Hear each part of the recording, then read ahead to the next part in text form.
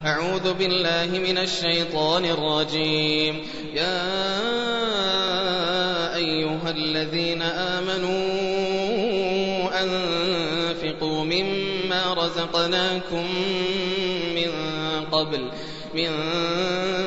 قبل أن يأتي يوم لا بيع فيه ولا خلة ولا شفاعة والكافرون هم الظالمون. الله لا إله إلا هو الحي القيوم لا تأخذه سنة ولا نوم. الحي القيوم لا تأخذه سنة ولا نوم. له ما في السماوات وما في الأرض. من ذا الذي يشفع عنده إلا بإذنه. يعلم ما بين أيديهم وما خلفهم ولا يحيطون بشيء من علمه إلا بما شاء.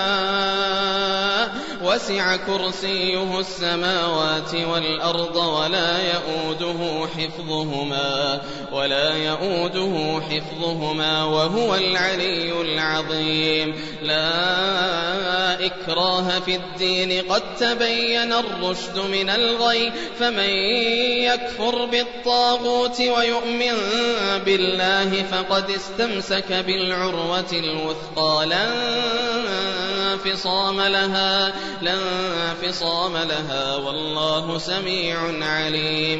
الله ولي الذين آمنوا يخرجهم من الظلمات إلى النور والذين كفروا أولياؤهم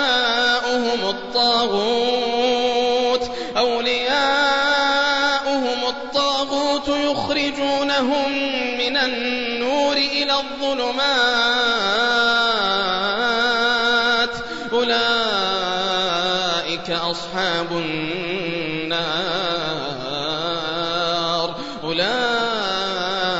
أصحاب النار هم فيها خالدون. ऐ ईमान वालो, जो माल हमने तुमको दिया है उसमें से उस दिन के आने से पहले पहले खर्च कर लो जिसमें न आमाल का सौदा हो और न दोस्ती और सिफारिश हो सके, और कुफ्र करने वाले लोग जालिम हैं। अल्लाह वो माबूद बरहक है कि उसके सिवा कोई इबादत के लायक नहीं। जिंदा है, सबको थामने वाला, उसे न ऊंघ आती है न नींद। जो कुछ आसमानों में और जो कुछ जमीन में है सब उसी का है।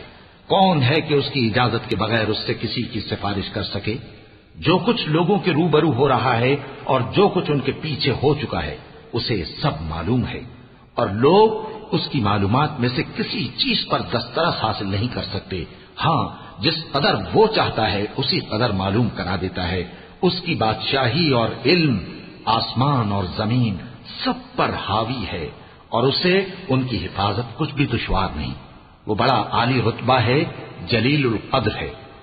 दीन इस्लाम में कोई जबरदस्ती नहीं है। हिदायत साफ तौर पर जाहिर और गुमराही से अलग हो चुकी है। तो जो शख्स बुतों से एतकाद न रखे और अल्लाह पर ईमान लाए, उसने ऐसी मजबूत रस्सी हाथ में पकड़ ली है जो कभी टूटने वाली नहीं, और अल्लाह सब कुछ सुनता है, सब कुछ जानता है। जो लोग ईमान लाए हैं उनका दोस्त अल्लाह है, कि अंधेरे से निकालकर रोशनी में ले जाता है, और जो काफिर हैं उनके दोस्त शैतान हैं कि उनको रोशनी से निकालकर अंधेरे में ले जाते हैं। यही लोग अहले दोज़ख हैं कि उसमें हमेशा रहेंगे।